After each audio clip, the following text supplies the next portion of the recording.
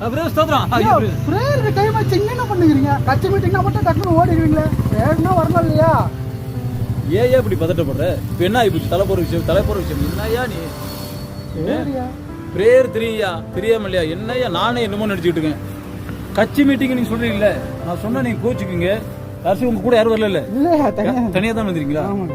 நான் ஒண்ணு கேக்குறேன். இன்னைக்கு நீங்க இந்த மீட்டிங்கு போறீங்கல்ல, உண்மையிலேயே அந்த வார்த்தையின் பிரகாரம் தான் நீங்க நடத்துறீங்களா? கோச்சுக்காதீங்க, நான் சொல்றேன். சொல்றீங்களா? அந்த வார்த்தையின் பிரகாரம் இன்னைக்கு உலக மனுஷன் அந்த தலைவர்லாம் நான் சொல்லவே விரும்பல.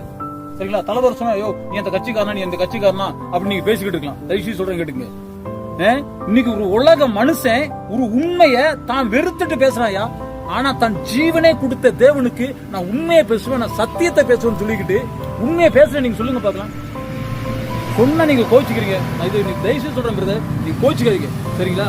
நீங்க என்ன நினைச்சாலும் சரிதான், உண்மையை பேசுறது சொல்லுங்க. இன்னைக்கு இருக்கக்கூடிய வாலிப பிள்ளைங்களுக்கு எல்லாமே தெரியுது. இருக்கிற கட்சிக்காரங்க உண்மையை பேசுறாங்க. ஒரு சின்ன ஒரு எக்ஸாம்பிள் சொல்றேன். சரிங்களா? இந்த ஜாதி மதத்தை குறிச்சு உலக மனுஷன் பேசுறான், நீங்க பேசுறீங்களா? நீங்க பேசுறேன்னு சொல்லுங்க பாக்கலாம். அப்படியே மூசி தான் பூசுவீங்க. கோச்சிக்காதீங்க பிரதர், நான் சொல்றேன்ட்டு. கர்த்தருக்கு ஸ்தோத்திரம். கண்டிப்பா போலாம். இதுக்காக நான் ஜெபம் பண்ணிக்கிறேன். இதுக்காக நீங்களும் ஜெபம் பண்ணுங்க. சரி.